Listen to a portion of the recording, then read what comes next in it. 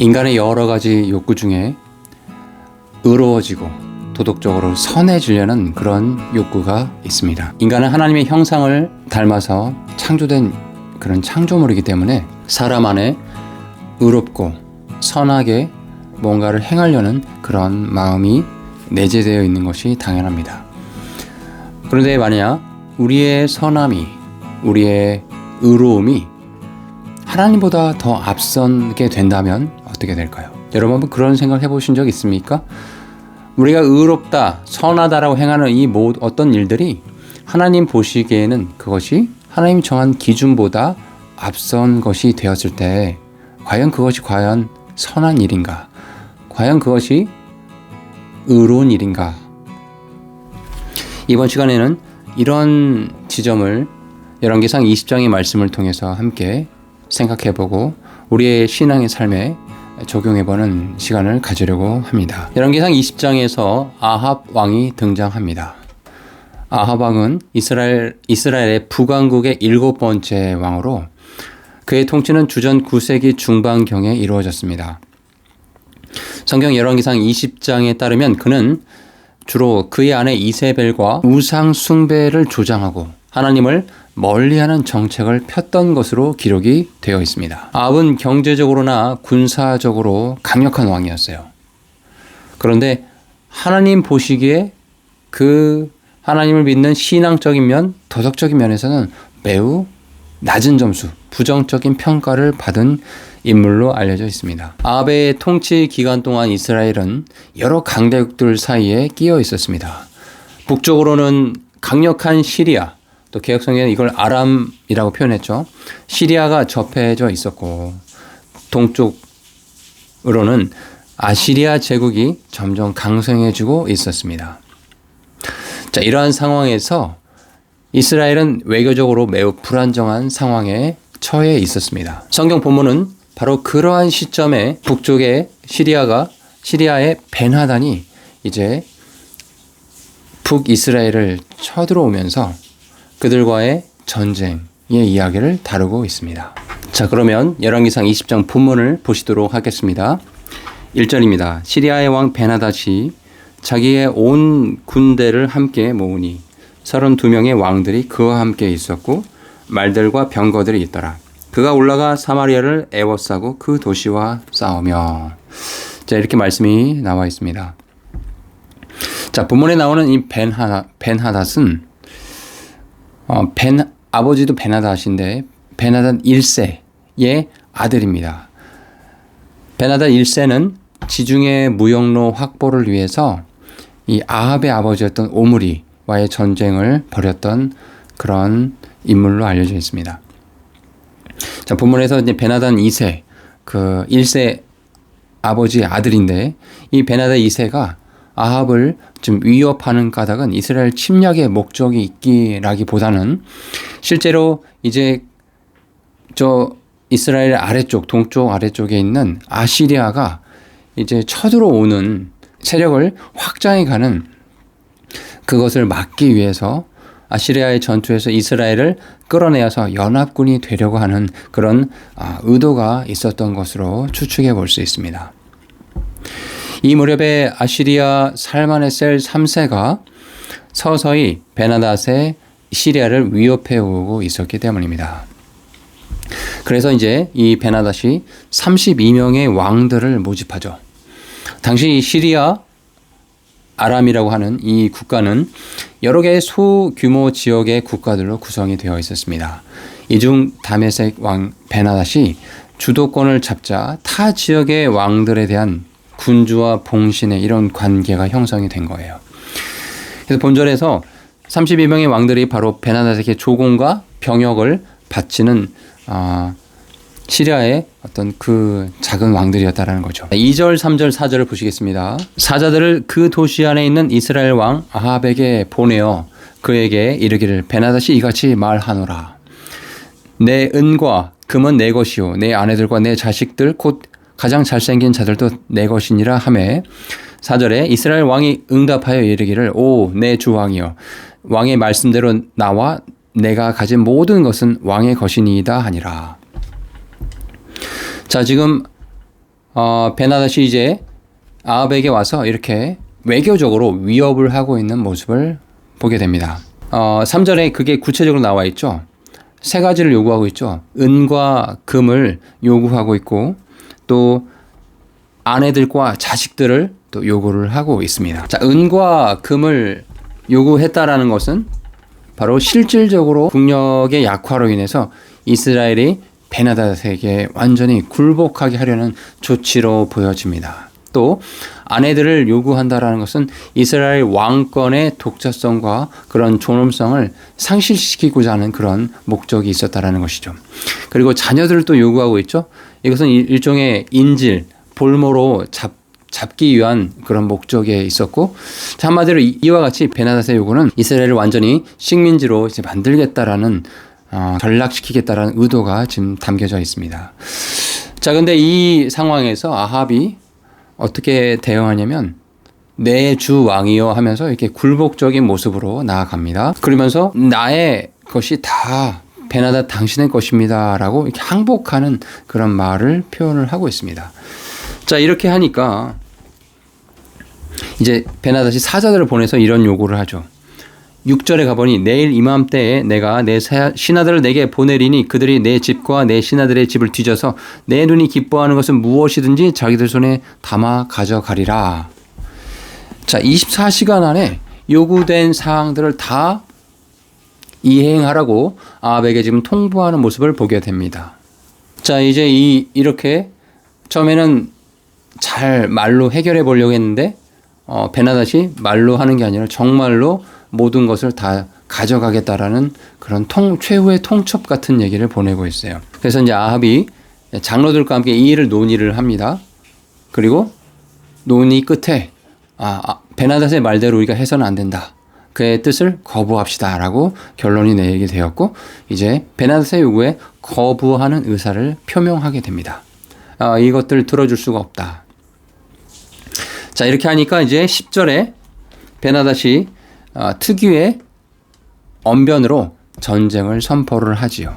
얼마나 이 아합과 이스라엘을 무시했던지 전쟁을 선포해놓고 12절에 가보면 베나닷과 그 32명의 왕들이 천막에서 마시다가 뭘 마셨겠어요? 술을 마셨겠죠. 얼마나 상대할 가치가 없으면 그 베나닷과 이제 32명의 왕들은 전쟁에서 술판을 벌이고 있는 거예요. 우리가 이렇게 술을 마셔도 이제 알아서 이 군사들이 이스라엘을 다 쳐서 이길 것이다라는 확신이 있었던 것이죠. 자, 이 위기의 순간에 하나님께서는 아합에게 기회를 주십니다. 자, 13절입니다. 보라 한 대언자가 이스라엘 왕 아합에게 와서 이르되 주께서 이같이 말씀하시기를 내가 이 모든 큰 무리를 보았느냐. 보라 내가 이날 그 무리를 내 손에 넘겨주리니 내가 주인 줄을 너가 알리라 하시니라. 자, 여기서 한 대언자가 등장을 하는데 이 사람의 이름이 명확하게 나와 있지는 않습니다. 우리가 추측해 볼 수 있는 것은 이 대언자가 누구냐, 임라의 아들 미가야라는 주장이 있습니다. 그런데 그는 단 한 번도 아합에게 어떤 좋은 긍정적인 말을 해준 적이 없거든요. 그러니까 이 본문의 내용은 뭡니까? 지금 시리아 베나닷이 아합을 쳐 죽이려고 전쟁을 일으켰지만 너 승리하게 해주실 거다 하나님께서 라는 좋은 소식의 이야기인데 이런 좋은 소식의 이야기를 이므라의 아들 미가야가 그 대언자가 할 일이 없었다라는 거죠. 그래서 본문과 내용이 좀 반대가 되고, 자, 그러면 엘리야이냐? 이것도 좀 분명하지 않습니다. 왜냐하면 아합에 대한 엘리야의 메시지는 대체적으로 경고와 심판의 내용이 담겨져 있었기 때문입니다. 그래서 이 본문에 나오는 한 대언자는 무명의 하나님의 대언자로 우리가 생각해 볼 수 있습니다. 여러분, 여기서 지금 이 전쟁에서 하나님께서 승리하게 해주실 거다라고 지금 아합에게 한 대언자가 나타나서 얘기를 해주고 있는데 아합이 잘한 게 있습니까? 생각해보면 지금까지 아합이 뭘 하나님 앞에 잘한 것은 없어요. 그럼에도 불구하고 하나님께서 지금 아합에게 기회를 주시는 것 같아요. 어떤 기회냐? 지금 국가를 운영하고 평온하게 또 이렇게 하루하루 매해 살아갈 수 있게 하는 그 원동력이 너의 힘, 너의 지식, 너의 어떤 조직력에 있는 것이 아니라 바로 하나님께 있다라는 것을 알게 해주시려고 이렇게 친절과 은혜를 베풀어 주신 것이라는 생각이 듭니다. 우리의 일상도 한번 생각해 보십시오. 우리가 건강하게 지내고 또 가족들이 건강하게 지내고 있어요. 사업과 직장이 비교적 안정적이에요. 믿음 생활도 비교적 안정적으로 잘하고 있어요. 다 감사한 일들이죠. 이런 친절을 주님께서 베풀어 주신 이유는 이 평범한 친절 속에 하나님의 은혜가 있음을 잊지 않아야 됨을 우리에게 계속 상기시켜 주고 있습니다. 자, 이제 이 대언자의 예언의 말씀대로 전쟁이 시작이 되었고 16절에 그들이 정오에 나아갔으나 베나닷은 왕들 곧 자기를 돕는 32명의 왕들과 함께 천막에서 마시고 취하였더라. 정오에 매복하지도 않고 당당하게 이스라엘 군대가 나아가서 이들을 쳐 죽입니다. 20절에 가보니까 그들이 각각 자기가 맡은 사람들을 죽임에 시리아 사람들이 도망함으로 이스라엘이 그들을 추격하니 시리아 왕 베나닷이 말을 타고 기병들과 함께 도망하니라. 이스라엘 군대가 각각 자기가 맡은 사람들을 전쟁에서 쳐 죽이는 일을 했어요. 우리는 이 점을 통해서 전쟁의 승리의 중요한 점은 각자 자신이 맡은 일을 충실하게 이행하는 것이 중요하다는 것을 우리는 배우게 됩니다. 분명히 하나님께서 시리아와의 전쟁에서 승리할 것을 약속해 주셨지만 하나님의 백성, 하나님의 자녀로서 무엇이 필요하냐? 각자 자기가 맡은 일들을 충실하게 행하고 집중해서 그 일을 완수하는 일, 이것이 중요하다는 것을 우리는 이 대목에서 또 보게 됩니다. 자, 이렇게 큰 승리를 거두고 나서 22절에 가보니까 그 대언자가 이스라엘 왕 아합에게 이렇게 한 가지 더 경고를 해줍니다. 가서 힘을 기우시고 주목하여 왕이 행하는 일을 보십시오. 새해가 돌아오면 시리아 왕이 왕을 대적하라고 다시 올라올 겁니다. 자, 이 말을 아합이 아주 가슴 깊이 새겼어야 돼요. 지금 이 전쟁의 승리가 그냥 이루어진 것이 아니라 하나님의 친절 가운데 다시 한번 기회를 주신 겁니다. 왕이 행하는 그 일이 무엇인지 잘 돌아보시기 바랍니다라고 대언자가 이야기를 해주고 있어요. 그리고 새해가 돌아오면 시리아 왕이 분명히 다시 쳐들어올 것이기 때문에 잘 대비하셔야 됩니다라고 경고를 해주고 있습니다. 자, 이제 2차 전쟁을 준비하고 있는 시리아를 우리는 23절 이하에 보게 됩니다. 23절에 가보니까 시리아 왕이 이렇게 신하들하고 대화를 합니다. 자, 그 이스라엘의 신들을 보니까 그 산의 신들 아니냐.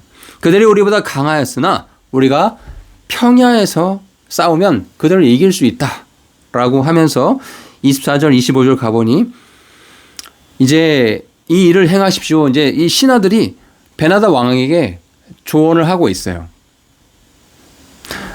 왕들 곧 각 사람을 그의 자리에서 옮기시고, 아까 1차 전쟁에서는 32명의 왕들이 모여서 같이 싸운 것이 아니라 사실 술판을 벌였었죠. 그들 다 그냥 자리에 돌아가게 하시고 대신에 대장들을 세우십시오. 군대 대장들을 세우라고 하고 있어요. 지금 1차 전쟁보다는 완전 분위기가 달라졌어요. 체계적으로 지금 전쟁을 준비하고 있는 모습을 보게 됩니다. 25절에 또 왕께서 전에 잃어버린 군대와 같은 군대를 왕을 위해 계수하시고 말은 말대로 병거는 병거대로 그리하소서. 우리가 평야에서 그들과 싸우면 반드시 그들보다 강하리다라고 이렇게 이야기를 합니다. 자, 이들이 지금 이 1차 전쟁에서 패한 이유가 자기들이 평야에서 싸웠으면 이길 수 있었다. 왜? 말이 많고 병거가 많이 있기 때문에. 그런데 우리가 산악지대에서 싸우다 보니까 이스라엘에게 진 것이다라고 이렇게 자기 합리화를 하면서 자기네 군대들에게 사기를 끌어올리고 있는 모습을 보게 됩니다.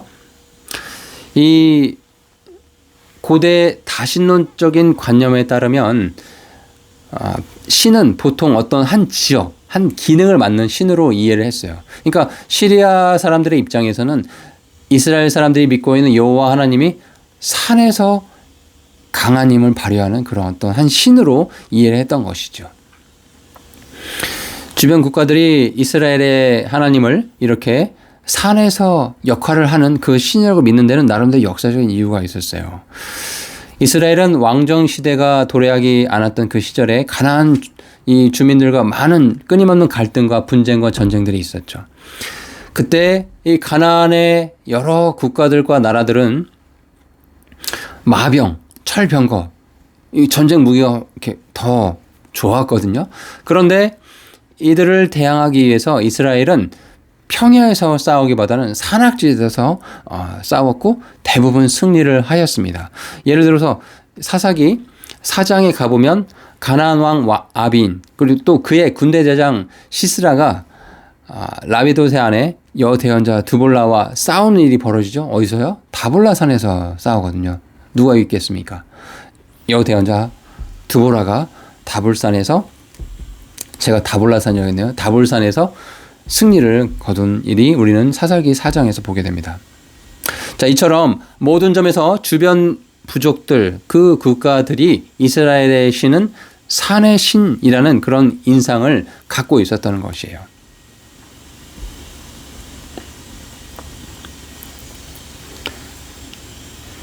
자, 이 두 번째 전쟁을 아주 철저하게 시리아가 준비하고 있는 모습을 우리는 보게 됩니다. 자, 이 두 번째 전쟁에 앞서서 또 대언자가 다시 나타나서 이렇게 이야기를 해줍니다. 첫 번째 1차 전쟁 때 얘기해 준 거는 중국과는 좀 더 다른 엄중하고도 좀 결연에 찬 말로 이야기를 해줍니다. 28절입니다. 자, 하나님의 사람이 와서 이스라엘 왕에게 말하여 이르되. 자, 이게 어떤 상황이냐면 27절에 가보니까 이스라엘 자손이 수를 세고 모두 참가하여 그들을 향해 갔는데 이스라엘 자손은 그들 앞에서 염소 새끼들로 구성된 두 개의 작은 떼와 같았다라는 거예요. 염소 새끼들 이렇게 떼를 이루어 모여 있는데 시리아 군대가 얼마나 많았는지 이 말씀 보면은 시리아 사람들 그 지역에 가득 차 있었고 이스라엘 사람들은 작은 염소떼에 두 떼 정도로 보일 정도로 연약하게 모여 있었다라는 거예요. 자, 이런 상황에서 하나님의 사람이 와서 이스라엘 왕에게 말을 합니다. 주께서 이같이 말씀하시나이다. 시리아 사람들이 말하기를 주는 산의 신이요 골짜기의 신은 아니라 하였도다. 그러므로 내가 이 온 무리를 내 손에 넘겨주리니 내가 주인 줄을 너희가 알리라 라고 주님께서 말씀하셨으니 이제 전쟁에서 승리하시기 바랍니다. 그리고 이 전쟁의 승리의 원동력은 바로 여호와 하나님. 너희들이 지금 착각하고 있는데 산의 신, 그런 너희의 편협한 생각의 신이 아니다. 여호와 하나님은 온 천지 만물을 창조하신 이 모든 만물의 주인이신 위대하신 하나님이시다라는 것을 보여주라 라고 이 대언자가 아합에게 이야기를 해주고 있습니다. 자, 두 번째 전쟁은 그냥 전쟁이 아니라는 거예요. 이 시리아 사람들이 하나님을 무시하고 깔보는 이야기가 있었지 않았습니까? 단지 그냥 산에서만 능력을 발휘하는 그런 지역신에 불과하다라고 하나님을 저 밑바닥 아주 작은 신으로 가치를 낮췄을 때 대언자가 나타나서 하나님이 어떤 분이신지를 이 전쟁을 통해서 아합 왕이 보여주시기 바랍니다. 라고 다시 한번 기회를 주고 격려해 주는 모습을 우리는 보게 됩니다. 정말 하나님께서 이 대언의 이야기대로 1차 때보다 더 큰 승리를 보여주세요. 잘 보십시오. 이제 29절에 가보면 2차 전쟁은 얼마나 신경전이 치열했는지 7일 동안 눈싸움만 하고 있어요. 탐색전만 펴고 있어요. 그리고 이제 7일째 드디어 두 국가가 맞붙게 되었고 시리아 사람들이 그 여러 정말 때를 이루었지만 이스라엘의 군대가 시리아의 보병 10만 명을 죽이게 되죠. 그리고 막 도망자들이 있었는데 도망쳐 있는 그 도시의 성벽이 무너져서 2만 7천 명이 시리아 군대가 또 죽게 됩니다. 이거 누가 하셨죠? 하나님께서 하셨고 하나님께서 승리를 보여주시면서 이스라엘의 하나님이 어떤 분이신지를 시리아와 아합 왕과 전쟁에 참여한 관련된 모든 사람에게 지금 보여주셨다라는 겁니다. 자, 여러분 이제 오늘 말씀의 중요한 대목을 이야기 드리려고 해요. 자, 지금 두 번의 전쟁에서 이스라엘이 승리를 했습니다. 승리의 원동력은 아합 왕이 잘나서요? 이스라엘 군대가 뛰어나서요? 그렇지 않죠. 하나님께서 이 전쟁을 통해서 내가 어떤 존재인지를 알게 할 것이다.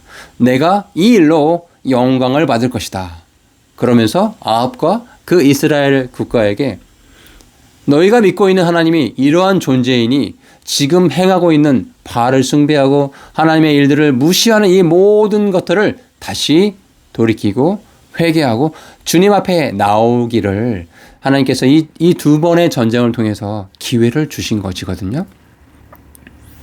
자, 그런데 이제 아합이 이 일을 겪고 나서 어떻게 했는지 한번 보시기 바랍니다. 자, 전쟁에서 이제 지고 나니까 시리아 베나닷과 도망쳤어요. 이제 시리아 베나닷 왕이 신하들하고 이제 상의를 하는 거예요. 신하들이 이렇게 얘기를 해줍니다. 이스라엘 집의 왕들은 긍휼이 많은 왕들이더이다 라고 하면서 그 아합 왕에게 가서 한번 우리가 좀 목숨을 구걸해 보는 게 어떻겠습니까 하면서 32절에 가보면 굵은 배를 허리에 두르고 밧줄을 머리에 묶고 아합 왕에게 나를 살려주십시오 라고 이렇게 목숨을 구걸하는 모습이 기록되어 있습니다. 자, 그런데 32절 후반부에 가보면 아합이 이르되 이렇게 이야기를 합니다. 그가 아직 살아있느냐? 그는 내 형제이니라 라고 이야기를 합니다. 자, 그러면서 33절의 후반부에 가보면 베나닷이 아합에게 나오니까 아합이 그를 병거로 올라오게 해요. 그리고 이제 34절에 베나닷이 이제 아합에게 이렇게 이야기를 해줍니다. 내 아버지가 베나닷 1세죠. 아버지가 당신의 아버지, 당신의 아합의 아버지니까 오므리죠. 오므리에게 빼앗은 도시들이 있는데 그거 제가 다 이번 전쟁에서 제가 패했으니까 다 돌려드리겠습니다. 이렇게 약속을 하고 또 내 아버지가 시리아에서 거리를 만든 것 같이 당신은 다마스쿠스에 당신을 위한 거리를 만드십시오.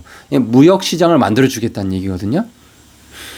자, 이렇게 영토도 회복해주게 하겠다. 또 무역시장을 통해서 추가적으로 지속적인 세수를 거둘 수 있게끔 그런 길을 만들어주겠다라고 베나닷이 제안을 했을 때 아합은 그 일을 좋게 여기고 그와 언약을 맺고 보내줍니다. 여러분, 우리가 여기서 아주 중요하게 생각할 지점이 있습니다. 여러분, 지금 아합은 이스라엘의 북이스라엘의 왕으로서 전쟁에서 승리를 했어요. 그리고 전리품으로 영토를 회복했고 또 무역시장을 통한 추가적인 수입을 얻게 됐어요. 그리고 상대방의 항복도 받아냈어요.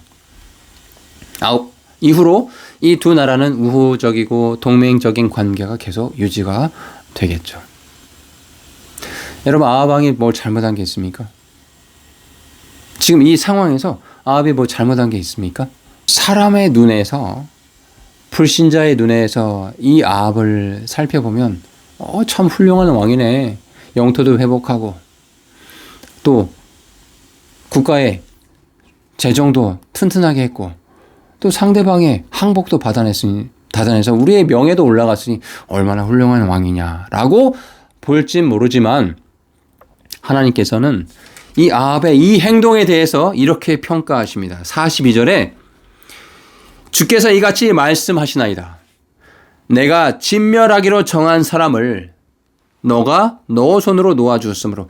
자, 하나님께서 지금 진멸하기로 정한 사람은 베나닷이었어요. 시리아의 베나닷을 진멸하기로 정한 사람이었어요. 근데 너가 네 손으로 놓아주었으므로. 아합이 지금 손으로 약조하면서 놓아줘 버렸잖아요. 이 일로 인해서 너의 생명이 그 베나닷의 생명을 대신하고 너의 백성 이스라엘 백성이 시리아의 백성을 대신할 겁니다라고 대언자를 통해서 이제 무서운 대언의 이야기를 아합이 듣게 됩니다. 아합은 이 이야기를 듣고 43절에 가보니까 근심하며 불쾌히 여기고 자기 집으로 가서 사마리아에 다다르게 됩니다.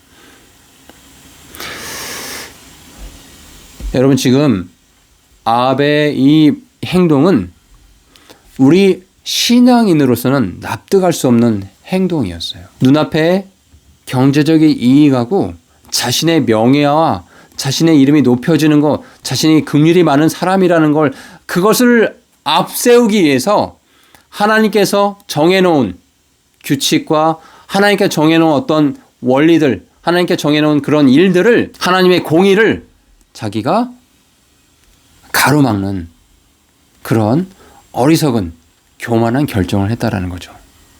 다시 한번 말씀드리면 아합은 지금 영적인 반역을 일으킨 거예요. 하나님께서는 지금 뭘 정해놓으셨어요? 베나닷을 진멸하기로 정해놓으셨다라는 거예요. 그런데 자기 자신이 의롭고 포용력이 있고 또 이 시리아 사람들의 말처럼 이스라엘 집의 왕들은 긍휼이 많은 왕들입니다. 이런 칭찬을 듣고자 하나님이 정해놓은 것들을 낮춰버렸어요. 무시해버렸어요. 그것을 통해서 하나님의 그 존재가 편협한 존재, 원수를 사랑하지 않는 그런 존재인 것처럼 낮춰버렸다는 거예요. 이게 뭡니까? 하나님보다 자신이 의롭다라는 그런 교묘한 교만함에서 나온 행동인 것이죠. 하나님께서 죄라고 하신 것도 인간의 생각으로 무시하고 그 기준을 깎아내리는 일이 아합에게 벌어진 것인데 이것이 결국 그의 인생에 그 민족의 파멸을 가져왔다라는 이 무서운 사실을 우리는 주목하고 잘 생각을 해봐야 되는 대목입니다. 하나님께서 성경 속에 이것은 분명하게 죄이다 라고 말씀하신 것들이 있어요. 나는 길이요 진리요 생명이니 나를 말미암지 않고는 아무도 아버지께로 갈 수 없다. 즉 인간의 구원의 문제는 예수님뿐이라고 분명히 성경에서 말씀하고 있죠. 그런데 지금 이 세상에 벌어지고 있는 WCC 종교통합과 같은 운동은 뭡니까? 예수님뿐 아니라 다른 종교를 믿어도 다 하나님께로 갈 수 있다라고 가르치고 있지 않습니까? 하나님이 지금 정해놓은 기준을 인간의 의로움으로 깎아내리고 있는 것이죠. 하나님께서 분명히 남자가 남자와 더불어 남자가 남자 역할을 제대로 못하고 여자가 여자 역할을 제대로 못하고 하나님께서 분명히 두 가지 성을 주셨는데 그 두 가지 성을 무시하고 그 외의 성이 있다라고 주장하는 것. 또 동성애가 전혀 문제가 되지 않는다라고 주장하는 거. 음행하는 거 문제가 된다고 성경에 분명히 얘기하고 있어요. 술 마시는 거 문제가 된다고 성경에서 분명히 얘기하고 있어요. 간음하고 음행하는 이 모든 것들 하나님께서 분명히 죄라고 말씀하셨어요. 그런데 하나님은 죄라고 성경에서 분명히 말씀하시는데 인간은 스스로 자기가 전한 선함의 기준으로 도덕의 기준으로 상식의 기준으로 하나님이 정하신 기준이 아무것도 아닌 것처럼 하등한 것인 것처럼 수준이 낮은 것인 것처럼 포용하지 못하는 것처럼 무시하고 자기가 높아지는 인간이 높아지는 이러한 어리석음을 우리는 이 시대에도 행하고 있지 않는가. 바로 그것이 아합의 길이었거든요. 아합의 가장 큰 잘못이 무엇이냐? 우상 숭배하고 뭐 이런 것들도 잘못이지만 지금 오늘 읽었던 본문에서 가장 큰 잘못을 범하고 있어요. 뭐요? 하나님께서 전쟁의 승리를 가져오시고 두 번의 기회를 주시면서 그가 행하고 있는 모든 것들을 돌이킬 수 있는 기회를 주셨음에도 불구하고 또한 이 전쟁의 승리를 가져다 주신 것은 하나님에도 불구하고 자신이 하나님보다 더 의롭다라고 세상 사람들에게 칭찬을 받으려고 했던 이 행위, 이 교묘한 교만함이 그의 인생을 파멸로 이끌었다는 겁니다. 결론의 말씀을 드리도록 하겠습니다. 열왕기상 20장에 이 시리아 베나닷과 아합의 전쟁의 이야기 그리고 그가 이제 마지막에 하나님의 대언자로부터 그 인생이 이제 망하게 될 거라는 이 대언의 말씀을 듣는 이야기까지 우리는 살펴보았어요. 하나님의 명령을 무시하고 인간의 판단을 앞세우는 이 교만함은 영적인 반역입니다. 이는 신앙인의 삶에서 절대적으로 경계해야 되는 지점이라는 것을 반드시 기억하시면 좋겠습니다. 우리는 하나님의 뜻을 따르는 순종의 자세를 가져야 되겠죠. 세속적인 이익보다 하나님의 공의를 우선시해야 돼요. 겸손한 마음으로 하나님께서 말씀하신 내용에 대해서 쉽게 말해서 토를 달면 안 돼요. 하나님께서 이것은 잘못이다, 이것은 죄다라고 말씀하셨으면 알겠습니다, 맞습니다 주님, 주님이 옳고 제가 틀렸습니다라고 고백할 수 있는 사람이 정말로 겸손한 사람, 하나님을 두려워하는 사람이라는 것을 기억하셔야 됩니다. 오늘 열왕기상 20장 말씀을 통해서 이제 아합의 길이 무엇인지를 배웠어요. 우리가 경계해야 되는 이 영적인 교만함, 교묘한 교만함, 하나님보다 더 의로워지려고 하는 이 교만함에서 벗어나서 정말 겸손한 삶이 무엇인지, 하나님이 기뻐하신 삶이 무엇인지를 한번 생각해보는 그런 또 한 주간이 되셨으면 좋겠습니다. 한 주간 동안 또 평안하게 잘 지내시기 바랍니다. 샬롬.